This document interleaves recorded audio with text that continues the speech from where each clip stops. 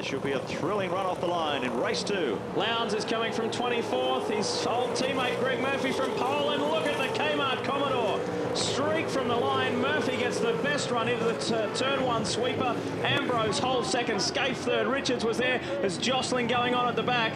Very important to stay out of trouble early. We saw that Holden hairpin melee in race 1. It's tight through the boost Mobile S's, and now they get to stretch their legs up the back straight.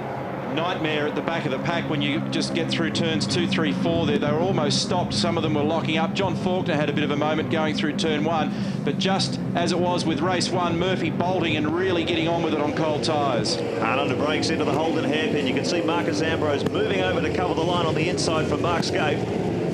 So he holds second place too. Scaife in third. As they come out of here, shot from the back of the Pertec Forge with this daunting part of the racetrack. 6 and 7. 180 kilometres an hour. Cars on the absolute limit as they come out toward the wide line. First lap across the line. Look at Murphy stretching it on the following cars. He's really on fire at Pukekohe this weekend. Well, they've learned from yesterday, haven't they? A good first clean lap. Yeah, well, that's nice, isn't it? Looking back from the Pertec car, the bump, the big bump in the left-hander before the start finish doesn't look anywhere as bad when you look back. I suppose it's bad when you're sitting there, of course. On board with Russell Ingall, Mark Scaife up ahead. Scaife had a look at Marcus Ambrose coming up into the Holden hairpin on lap 1. You ride with Russell Ingall. He's ready to make a move. Scaife's got the defensive inside line. This is your race leader, Greg Murphy. Yeah, it's... The track conditions changed a little too for this second race. In the earlier warm-up, a lot of people were making adjustments on the car. We were listening on the radio earlier, and people were not settled and happy with what they had yesterday. And one of the issues after the first race, which was obviously water interrupted, was that you know, you still got to work very hard to keep a left rear tyre working on the car. Simon Wills was getting very close to the back of someone on turn 7 there, really having a real scrap. One of the Valvoline cars, and we're watching Russell Ingall and Mark Scaife. Russell Ingall, the championship has gone. He can no longer win it in 2001, and he's really starting to turn up the heat on Mark Scaife now. Top 4 are starting to bunch up. Murphy still has the advantage, though. Murphy, Ambrose, Mark Scaife and Russell Ingall. That's your leading quartet. Opening up a bit of a gap now over Jason Richards, Todd Kelly, Garth Tander, Tony Longhurst and Stephen Johnson. 7-7 for Murphy. Fastest lap of the race so far, and 1/10 quicker than he ran yesterday. Scaife's eased out fractionally from Russell, and he's now beginning to attack Marcus, who's really the lone Ford at the top of the shop. Pretty confident he can win this. The team are making some spring changes to the back of the car, and he's coming in very early. Well, they're in the side, that window. So too is race leader Greg Murphy. And Ambrose doing what he did yesterday, mirroring what the leader is doing. So Scaife will continue in the race lead with Ingall right behind, and these two creeping along at 40 k's, remember. Drive through Wheels pit. Drive through Wheels pit. Drive through Paul Wheels pit, they're saying, to get a straighter entry to line the car up. Just down here with Greg Murphy's team. We'll see how they go on the time here. Fresh rubber going on. 7 seconds gone now. Murphy on the deck, just over 9.5 seconds. Wow. That's a good one. They're very slick, aren't they? Shell Ford's come in. Ambrose is still in there, so and remember, out quicker. The big question here is whether he can get back out without dropping a lap. It's very, very marginal here. It's 40 seconds from control line to control line at 40 kilometres an hour, plus deceleration, acceleration, and the pit stop. We're just looking out of the front of Greg Murphy's car. He's going to get out in front, so he hasn't gone down a lap. Ambrose has got out as well. And it was Stephen Johnson who went in also in the Shell Helix Ford. Whilst Ambrose was the top place Ford, Johnson was further back in 10th. He has completed his pit stop as well. Mark Scaife is now your race leader with Russell Ingall breathing down his neck. Todd Kelly should still be in third. They were very efficient stops. Both those teams did a great job then. They really got their guys out. Virtually no difference. And they were well inside any possible threat from Scaife, who was coming around, as we have a look at Todd Kelly. I was going to say he should have been in third place, but he's come in for the pits as well. It's interesting. Oh, Bernard. Here. Oh, dear me. Hasn't been a happy weekend for the Haviland Ford, and David Bernard has stopped. Where's that? It's coming in. Coming into the pit lane. And he's just short. No point driving it on the starter motor, is there? Can you just push me or what from the pit bay, from the first pit bay? It's obviously cut out. There's nothing we can do. The only way you can get here is It sounds like, guys, that he radioed in a few moments ago, just before the transmission you're currently hearing, to say that there is a miss that has developed in the car. They're not sure what the cause is right now. It's the mess has developed into a nothing engine by the seams of it. So whilst one of the Stone Brothers Fords is right in contention for this race, the second one is going nowhere. David Bernard. It's going to be interesting. From race 2. Here's your race leader, Mark Scaife. Now, I'm wondering, with the pressure of the championship off, if Mark Scaife and the Holden Racing team are now going to try a different strategy. They've been pretty much boxed in this year because they've been in championship contention. They couldn't really roll the dice and take a few gambles on pit strategy. I'm just wondering now, with the weight of the championship off his shoulders, whether they'll try and maybe get the most out of 2 sets of tyres. Start the engines, one of the ones. Larry Perkins, the first of the Castrol Holdens to come in. Oh, what's going on? Oh, the bonnet's come undone. Yeah, no, he's got damage on the front left front corner. left, yeah. So they're just race taping that back.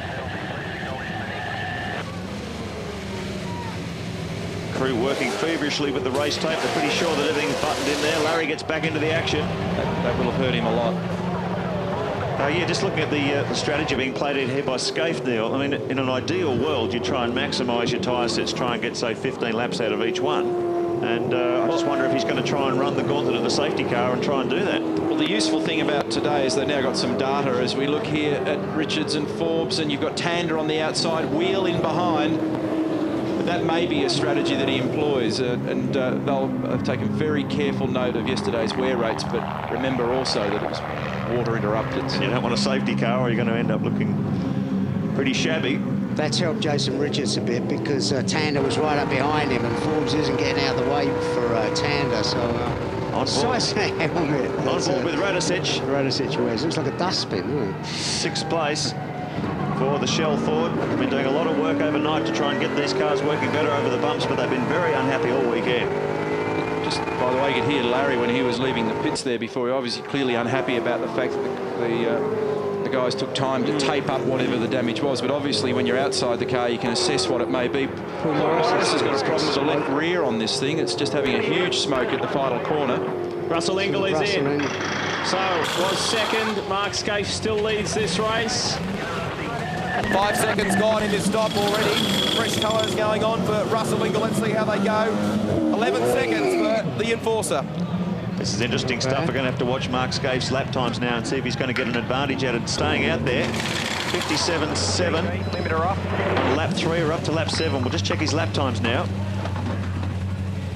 Yeah, Garth Tander in for a pit stop. Hasn't this team been really struggling here this weekend after such a promising, fast-paced run recently? But this team needs to do a lot of work to get the suspension back on track. You heard him say turn the limiter off, that so they can get out of it, because when they come in, they turn the limiter on, and they were making them try and make the exit with the limiter on. Yeah, and it was very difficult. The cars were sneezing, and they weren't accepting a high throttle percentage.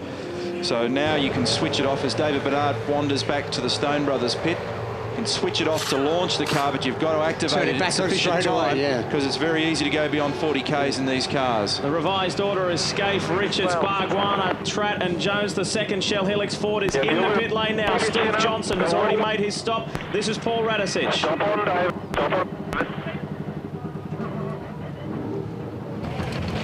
Comes Craig Lowndes, car 00. Held him out there for a while as well. 8 laps completed. Into 9 now of the 36 lap up. Scaife just did a 58. Neat. He's still leading this one. He's going to be trying to maximise his track position here. Try and get as much gap as he can over his pursuers before he comes in for that tyre change. That was a fairly impressive stop too from the Gibson Motorsport team. That was very nice stuff. I think he's done the fastest lap of the race so far, a 7.6 for Craig Lowndes, but still very deeply buried in the pack. Scaife's just on a 58.4, and the critical thing here will be to see how fast Murphy and Ambrose are going, because they're the first of the cars to make their pit stops. They're back in 7th on the track, but effectively the race leaders if Scaife gets overlapped here. Garth Tander and Paul Radicic side by side of the Cougar back straight. Bargwanna has had his service and is on his way. It's a critical stop for Mark Scaife. Pressure on as far as the pit stop, no pressure on anymore on Scaife as far as the championship is concerned. 2000 and 2001 Shell Series champ. Greg Murphy is up to 3rd now on the track. It's going to be interesting to watch the overlap. Yeah, this is going to have to be slick if he's to maintain that advantage. Takes 40 seconds to go down pit lane, 10 to do this stop, roughly. That's what we're looking for. That's equal 50 seconds. It's almost a lap. You make a mistake here, and it's easily, you can go a lap down. Okay, this is the critical time. We're watching for Greg Murphy. See if we get an overlap here. Murphy's coming onto the pit straight now. And you can see there's your race leader. He's got him. And Ambrose has as well. And Ambrose, yeah. Scaife back to full speed. Maybe... I don't think Marcus has got yes, he has, just. So Scaife drops back to third. He's on cold tyres. Ambrose is on hot ones. So, interesting strategy by the Holden Racing team. Not to pit when the race leader came in, but they've pretty much ended up with the same result. Top 3 in the race and top 3 from yesterday's race 1. Scaife now begins the chase after Marcus Ambrose. But what about Greg Murphy's form this weekend? Fastest in qualifying. Pole position, race 1 victory, and now leads well in race 2. This could still pay off handsomely for Mark Scaife, though, because he's got fresher tyres than the 2 cars in front of him. And come the end of this race, that could be the difference between victory and defeat. Well, there was plenty of claps and cheers down here at Stone Brothers Racing when Marcus Ambrose held that position as they came down the front straight there at the end of Mark Scaife's pit stop. Unfortunately for you, David Bernard, that's tinged with a bit of sadness. What's happened? Looks like we've done a fairly inexpensive part on the car, a crank trigger sensor which distributes the spark, and without that you got no spark. So it's one of those things. It's been that sort of a year. We've had some good pace here this weekend, and in the warm-up we adjusted the car and really got it to where I wanted it. Quite quick on a full tank of fuel, and was looking forward to a good race, and it started well, and all of a sudden pop and bang and missed and didn't quite get into the pit lane. So that's it for us. Maybe get the spark back for race 3. Try to. Traffic's now coming into play. Simon Wills is in between Greg Murphy and Marcus Ambrose, and look at Mark Scaife starting to zero in on the back of Marcus Ambrose now. And Mark's tyres will be optimised at the moment, and he looks up the inside. Dirty road here, though, so it's very difficult. Oh, dear me, that was... So a little tap there. Marcus Ambrose clearly looking at his mirrors. The conservative line into Holden hairpin. Mark Scaife's got the lights on. Maximum intimidation from the Shell champion. And that's probably about the only spot where Mark's going to be able to have a clean shot at him as well. It'll be very difficult to pull off a passing move anywhere else. And he's got to, if he can do it, he's got to do it while these tyres are relatively cool and young and just coming up to optimum pressure. And remember, at the point that Mark made, they are younger than the tyres on the 2 cars in front. John Faulkner leads the race on the Shell Helix race score, but has not pitted as yet. And the blue box, just reminding you on your updated positions at the bottom of the screen, the blue box indicates that they have done that compulsory pit stop. But this is the battle we're watching, Ambrose versus Scaife.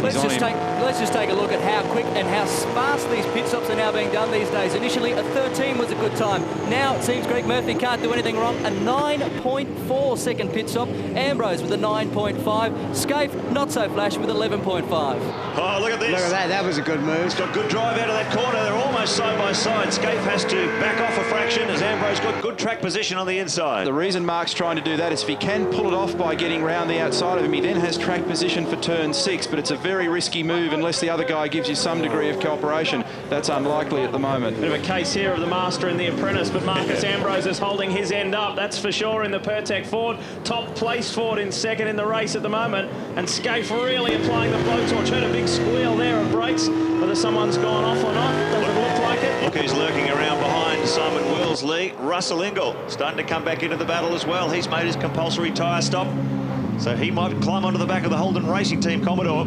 Look at this, big attack down the inside, 265 kilometres an hour. He's got the nose of the Commodore there. Ambrose opens the door wide up. Oh, dear me. And allows Scaife an easy entry through under brakes into the Holden hairpin.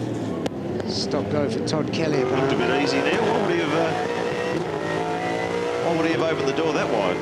Notice that Morris is off to the left there. Often you know when you're demonstrably slower, and often it's better to yield and hold a good solid position than to hang on and end up getting shoved into the paddock, and there's always that risk in this racing. And you know, Mark's got huge pace at the moment, and Marcus is a bright racer, he knows that. Last lap around, Ambrose did a 58.9, Scaife a 58.1, so it just goes to show when he got in front of the Pertec Ford how much time he picked up. Expect him to pump it out now and start to close in on the leader.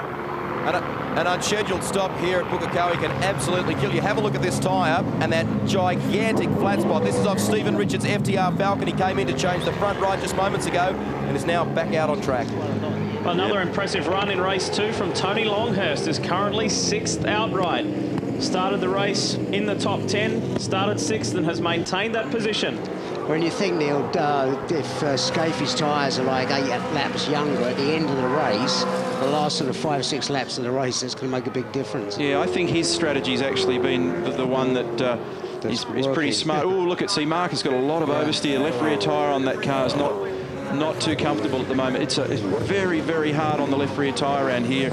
And because race 1 didn't run its full distance in dry conditions, if anything, some of the data readings on tyre wear and the car behaviour on the tyres are a little bit polluted. The other reason that Marcus is probably likely to have yielded, he knows that he was a little weaker, is that you can't run the other guy all over the paddock this early in the race. We've only completed 16 laps, and the Clark, of course, takes a pretty dim view when you start to run people around the paddock early in the event. It's going to be an interesting battle between the two TWR Australia Commodore teams, Kmart Racing and Holden Racing Team, both operating out of the same industrial park in Melbourne. And the two cars borrow a lot of hardware and technology, or share a lot of technology. And these two really have been the class act at Pukekohe this weekend. Look at Scaife trying to close the gap. He did a 58.2 for Murphy last time, a 57.9 for Scaife, so he's continuing to attack. 1.1 seconds was the gap last time. It's down to 0.6. So Scaife continuing to close the gap. Look at the champion. Hard at work here at the wheel of car 1. Todd Kelly continues his way around the circuit. He's yet to come in for that stop-go penalty. I can tell you it's for a pit lane infringement.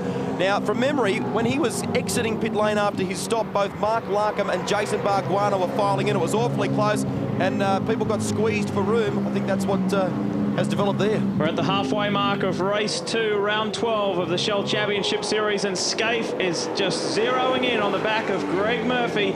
This will be an intriguing battle in several laps' time because Mark is really reeling him in. Radicic has driven a very good race as well from 17th to 10th. Your Shell Helix race score shows you those top 8. Garth Tander staying in the position he finished yesterday. And Glenn Seaton, look at that, from 30th all the way up to 16th. More after this.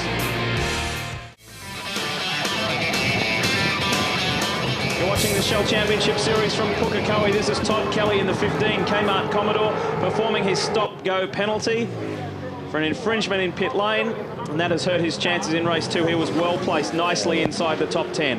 Yeah, he was kept waiting quite a long time. It wasn't just like a quick instant. He locked up his brakes coming up toward the line. The official there just wanted to make sure that he was well and truly stopped. Didn't get the instant lollipop. So the order: Murphy, Scaife, Ambrose still in 3rd, Russell Engel in 4th, Tony Longhurst an excellent 5th in the Rod Nash Commodore, Stephen Johnson in 6th, Garth Tander in 7th. And as you can see, Scaife has just monstered that lead of Greg Murphy.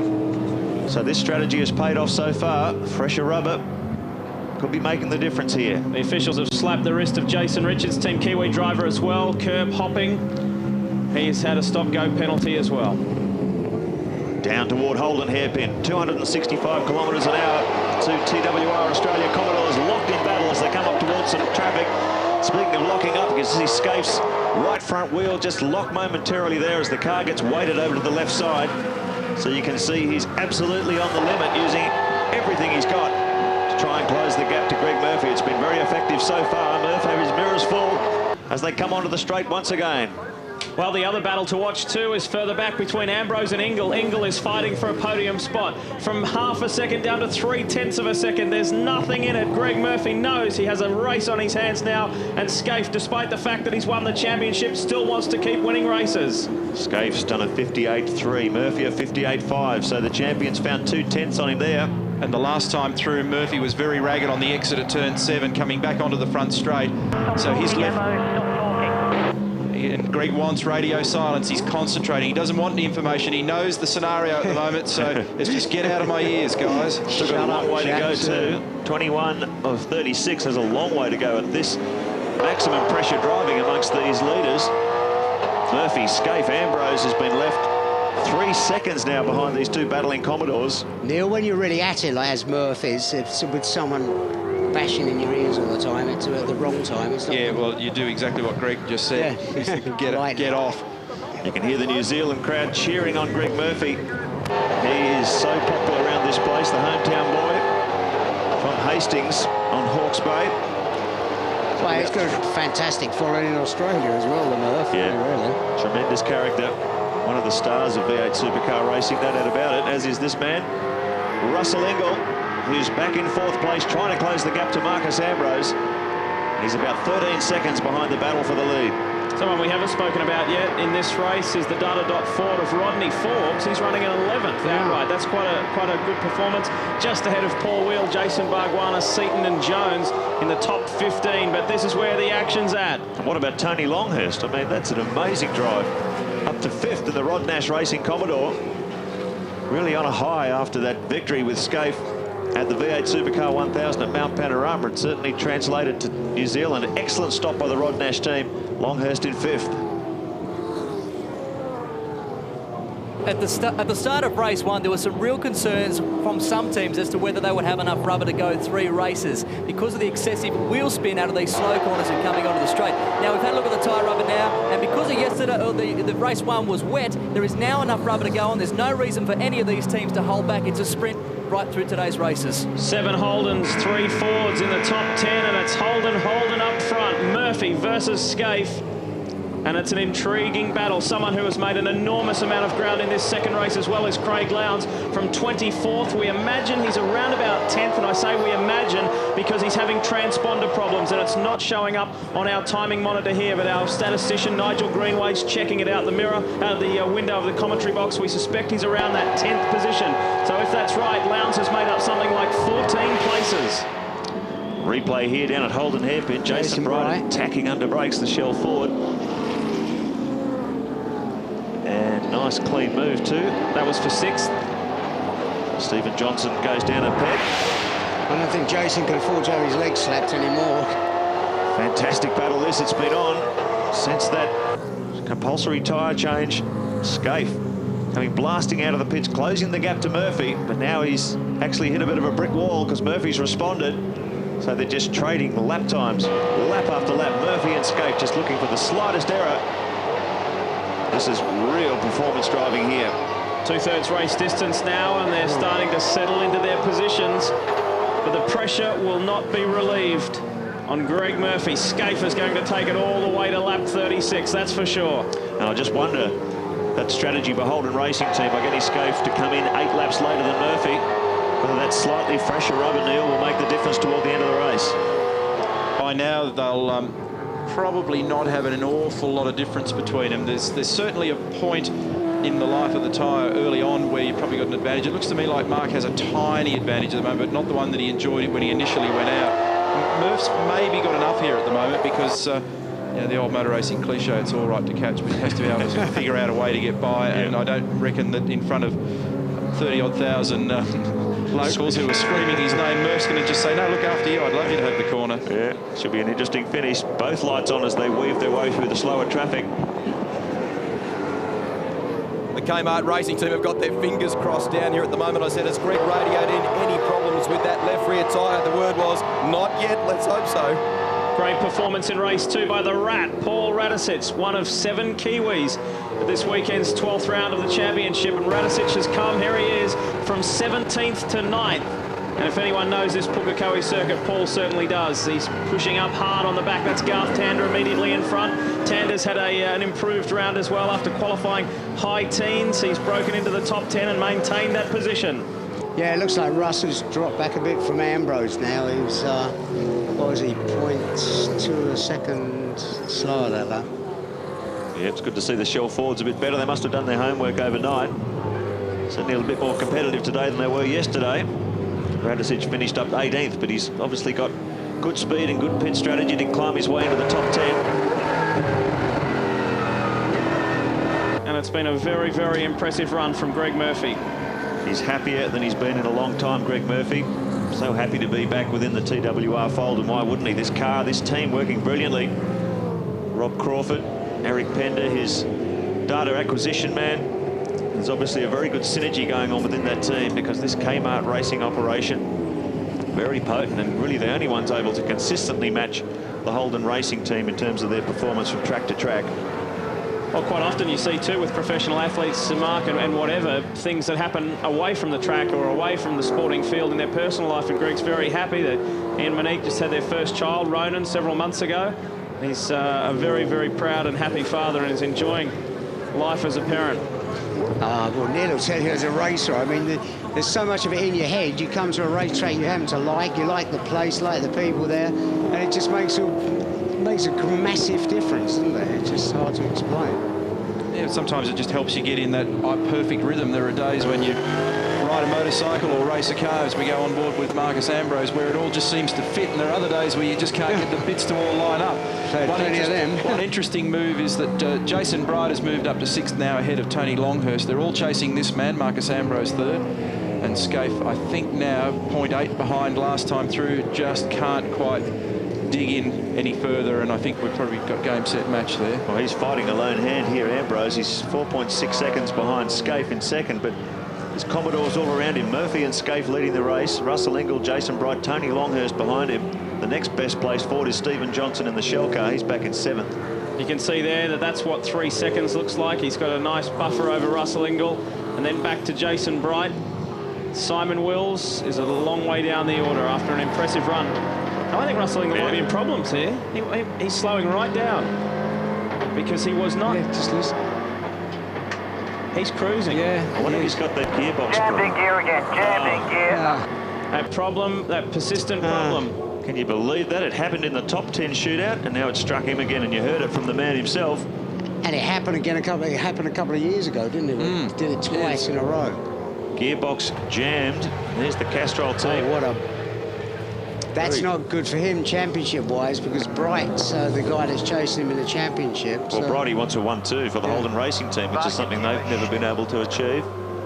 And Russell is absolutely livid, as you'd imagine. Look at him trying to wrestle that gear stick around to try and pick up another gear, but it's no good.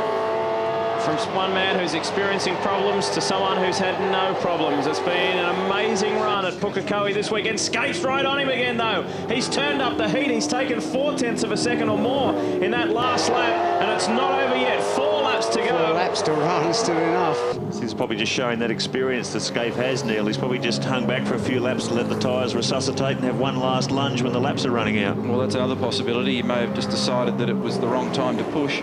The Lowndes transponder is working suddenly. He's in 11th position, so we weren't far off. And he should move into 10th because Russell Ingall is slowly falling down that order. I don't think the Scaife challenge is over yet, folks. Looked like he settled back into a comfortable rhythm there. But now he's looks like one last assault. He's launching on the local hero. Squeezes down the inside of John Faulkner through turn 6, flings it right through turn 7. That cost him time then. It did. Yeah, it did, didn't it? Cost him a lot. So time running out for Mark Scaife. Went back out to 0.9. 4 laps remaining for a race leader, Greg Murphy, and he is in absolutely scintillating form this weekend, as he was here in 1996 with the Holden Racing team. Scaife now, you can see he got so close to Murphy there, but now he's lost a lot of time. You can see Ingall limping around, still in trouble with that Castrol car, just trying to pick as many points as he can, no doubt. Shell Helix race score updating those positions at the bottom of your screen. And when you think back to 96, and Neil, you were here, part of that, as they call it, the dirty dozen, the 12 cars that came over, that really launched Greg Murphy's V8 supercar career. The next year he had the full-time drive in HRT when Lowndes went to Europe. That's right, and he also put on a great show down in Wellington as well, so he's managing to repeat history here. The word from the Castrol Perkins Racing team to Russell Ingall is hang out there, try and do as many laps as you can, salvage some points, as you mentioned in this battle with Jason Bright for second. Well, the worst he can finish is 30th, and he'll still pick up 6 points. 6 points is better than no points. 3 points remaining, 3 points, 3 laps remaining for our race leader, Greg Murphy. Russell Ingall. I'll bet Russell's had a humour bypass right about now. Oh, I bet he has. How frustrating. I mean, having that happen twice in the one race meeting at critical times. There's something weird going on there because it's the gearbox is one of the most reliable components on these cars. He has had that before, the same thing, exactly the same thing yesterday, and I think it was last year or the year before. And he's just crawling around this 2.8 kilometre Pukekohe circuit. They're telling him how many laps to go. Longhurst flashes by, currently 5th. That's an outstanding effort for the Rod Nash Racing team. Look at how hard these two are pushing. Gee, these cars are getting driven to their absolute limit. Lap after lap after lap. Not only on their own, they've got to find their way through traffic. He's coming up against Todd Kelly's just in front there, so maybe... This is a great pressure motor race between two top racers. Yeah. I mean, not only is... know, they're a great battle between these two guys. There's traffic to deal with. There have been slightly different pit and tyre strategies. A very interesting motor race, and there's only 0.6 of a second after 34 laps of racing. That's pretty special. We're inside 2 laps from home, and there is Jason Bright, who's surging on. It's been a very good run from him. He's up to 4th now after starting a little further back. So Murphy, Scaife, Ambrose now 5.6 seconds behind that leading pair. Jason Bright, we're watching now, he's 4th. Tony Longhurst still an excellent 5th. Can't say enough about the Rod Nash team to get him up that high. Stephen Johnson, Garth Tander, Paul Radicic, Stephen Ellery, and Craig Lowndes now is in the top 10. Coming around to get that last lap indicator. And Greg Murphy will have just 2.8 kilometres to run before he gets one step closer to the clean sweep here at Pukekohe. Can he hang on, or can Scaife bridge that gap and get past Murphy? Some lap traffic coming up here, less than 2.8 kilometres remaining. Now he's got his teammate Todd Kelly in front as they come under brakes into turns 2, 3, 4, onto the final straight for the final time out of the Boost Mobile corner. So Murphy looks like he's got Scaife well and truly covered as they come up the straight for the final time.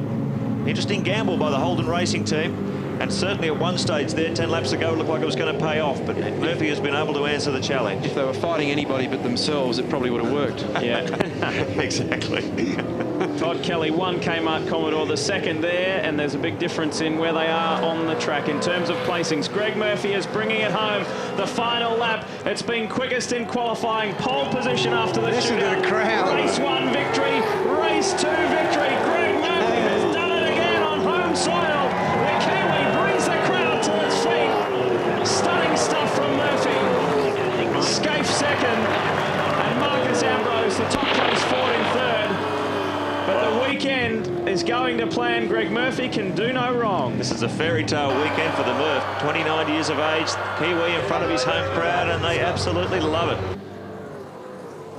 And we looked down the order, and it was a stunning drive by another Holden man, Jason Bright, from 20th on the grid to 4th. That is something special. Lowndes, who was way back in 24th, made up 14 positions to finish 10th, and Seaton halved his starting position from 30th to 14th. So there were some pretty big movers in race 2, but that's your man, the main man this weekend at Pukekohe, Greg Murphy. Look at that. Incredible crowd. Let's check it out on the Shell Helix race score. Greg Murphy, the winner, just 0.7 of a second in it at the end over Mark Scaife. Marcus Ambrose, best of the Fords.